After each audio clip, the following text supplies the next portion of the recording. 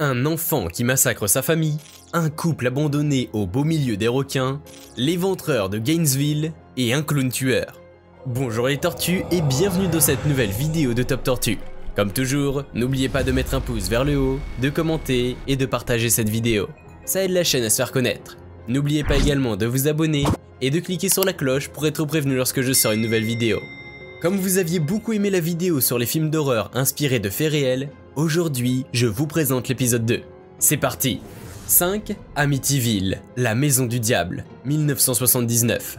En 1965, les deux féos s'installent à Amityville.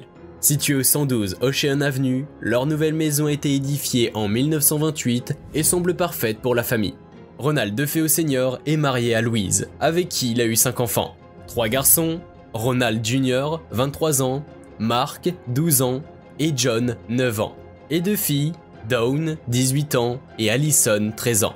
Dans la nuit du 12 au 13 novembre, à 3h15 du matin, Ronald Jr. abat ses parents ainsi que ses 4 frères et sœurs dans leur sommeil. La police ne sera prévenue que le lendemain, lorsqu'un patron de bar téléphone pour leur annoncer qu'un jeune homme a signalé le meurtre de toute sa famille. La police arrive alors sur place et constate que rien ne semble avoir bougé. Les 6 membres de la famille sont allongés dans leur lit, des impacts de balles dans le corps. Ronald Jr. nie en racontant qu'il n'était pas chez lui. Au fur et à mesure des interrogatoires, la police découvre des incohérences dans le témoignage de Ronald Jr. et finit par le considérer comme le premier suspect de l'enquête. Le jeune homme avoue alors le massacre de sa famille, tout en changeant régulièrement de version. Il affirme que ce sont des voix dans sa tête, dont celle de Dieu, qui lui ont ordonné de tuer ses parents, ainsi que ses frères et sœurs. Puis confesse, dans un deuxième temps, que c'est en réalité sa sœur, Dawn, qui l'a entraîné avec elle dans une folie meurtrière. Lors de l'audition préliminaire, en septembre 1975, l'avocat de Ronald Jr. plaide la folie. La justice condamne malgré tout le jeune homme à 6 peines consécutives de 25 ans d'emprisonnement dans la prison de Dannemora. Mais de nombreux mystères demeurent encore autour de cette affaire. Tout d'abord, les coups de feu. Selon les experts, il aurait dû être entendu à plus de 5 pâtés de maison du 112 Ocean Avenue. Or, aucun voisin n'a entendu le moindre bruit. De plus, des traces de poudre sont retrouvées sur la chemise de nuit de la fille aînée de la famille Dawn. Ces dernières sont caractéristiques d'un coup de feu en tant que tireur, et non que victime. En effet, le légiste confirme la théorie selon laquelle Ronald Jr. n'a peut-être pas agi seul. 4. Open Water, en eau profonde, 2003. Open Water, de Chris Kentis, est un film d'horreur à petit budget. L'histoire est simple. Un couple de plongeurs a un problème pendant une sortie en mer. Ils se retrouvent perdus au beau milieu de l'océan. Océan dans lequel il y a des requins et autres poiscailles pas très sympathiques envers l'homme. Mais il y a aussi d'autres dangers. La météo, la fatigue, la panique. Ce film se base sur les faits survenus à Tom et Eileen Lonergan, disparus en 1998 pendant un voyage à la Grande Barrière de Corail en Australie. Eileen et Tom Lonergan étaient originaires de Louisiane et avaient passé du temps à voyager à travers le monde. Ils se sont finalement rendus à Port Douglas, à l'extérieur de Queenstown en Australie, et ont décidé de plonger parmi les récifs de Saint-Crispin le dimanche 25 janvier 1998. Tous les deux étaient considérés comme des plongeurs expérimentés. Leurs 2 premières plongées se sont déroulées sans incident. Mais lors de la 3e, ils ont nagé loin du groupe et ne sont jamais revenus.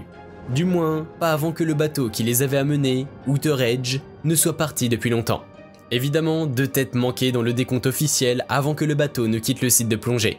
Mais certaines sources affirment que le nombre a été ajusté après que 2 personnes aient été aperçues en train de nager à l'avant du bateau. L'équipage a tout simplement supposé qu'ils avaient mal compté.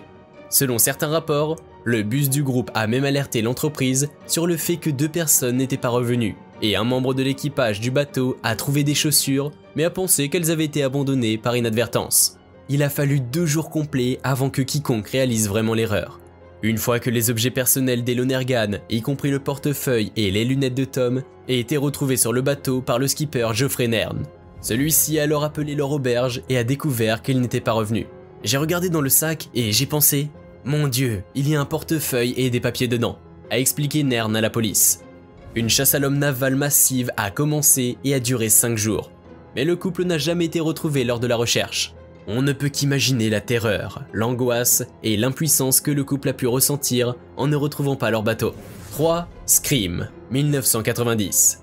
Le film original de Wes Craven, sorti en 1996, qui a révélé au monde le personnage de Ghostface est en effet inspiré d'une histoire vraie. Unique en son genre, Scream s'est démarqué grâce à son approche innovante du film d'horreur. Bien qu'inspiré d'autres classiques du genre, tels que Vendredi 13 ou Halloween, le film s'est imposé comme un incontournable chez les amateurs de films d'horreur. Danny Rowling, rapidement surnommé l'Éventreur de Gainesville, a tué 5 étudiants sur une période de 4 jours en août 1990. À cette époque, le chaos s'est imposé dans la ville, où il sévissait au fur et à mesure que les meurtres étaient commis. Il a fini par être arrêté après que la police ait relevé des similitudes avec des meurtres commis en Louisiane. Mais l'horreur n'a pas quitté la ville pour autant. Bien qu'il soit inspiré de faits réels, le film a pourtant suscité une polémique, accusé d'avoir inspiré de nombreux meurtres. Scream montre d'ailleurs l'influence que les médias peuvent avoir sur la création d'un tueur en série et la célébrité qui lui est automatiquement attribuée. À travers la franchise Scream, Kevin Williamson a souhaité montrer la facilité avec laquelle une personne d'apparence normale peut perdre les pédales et se mettre à tuer. Mais ce qui a fait le succès original du film, c'est le fait que, contrairement aux autres films d'horreur habituels, le tueur est une personne comme les autres, cachée dans l'anonymat de la foule.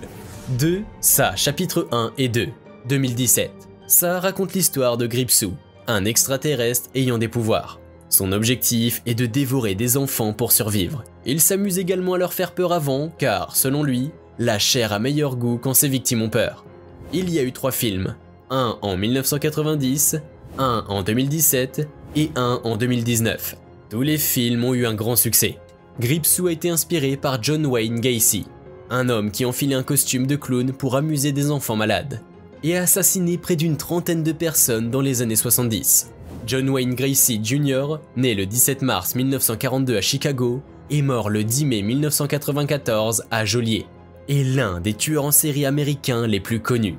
Il est surnommé le clown tueur, en référence à l'habitude qu'il avait de se déguiser en clown pour amuser les enfants dans les hôpitaux. Le 21 décembre 1978, la police de Chicago arrête Gacy dans sa voiture et le ramène chez lui. Dans le vide sanitaire sous sa maison, 26 cadavres sont retrouvés, enterrés, ligotés, un tissu enfoncé dans la bouche. 3 autres sont retrouvés enterrés dans sa propriété, et les corps de ces 4 dernières victimes sont repêchés dans la rivière à proximité de chez lui. Les voisins se plaignaient de l'odeur venant des sous-sols de la maison de Gacy. Celui-ci avait essayé de les atténuer avec de la chaux et en prétextant avoir des problèmes d'égout bouché. Inculpé pour le meurtre de 33 jeunes hommes, Gacy est un criminel patenté malgré son apparence altruiste. Après une tentative infructueuse de plaider la folie lors de son procès, il est condamné à la peine capitale et exécuté le 10 mai 1994 par injection létale, au centre pénitentiaire de Stateville, près de Joliet. D'autres histoires racontent qu'un homme, dans les années 60, s'invitait dans les fêtes d'anniversaire pour enfants, en attirer un à l'écart puis le tuer, avant de le manger et de disparaître. Lorsque Stephen King a entendu parler de cette histoire, il y eut la révélation. Quel meilleur moyen d'approcher des enfants qu'en se déguisant en quelque chose d'inoffensif et gentil. C'est probablement pour cela que Gripsou est sous forme de clown pour apparaître aux enfants. 1. The Blob, 1958.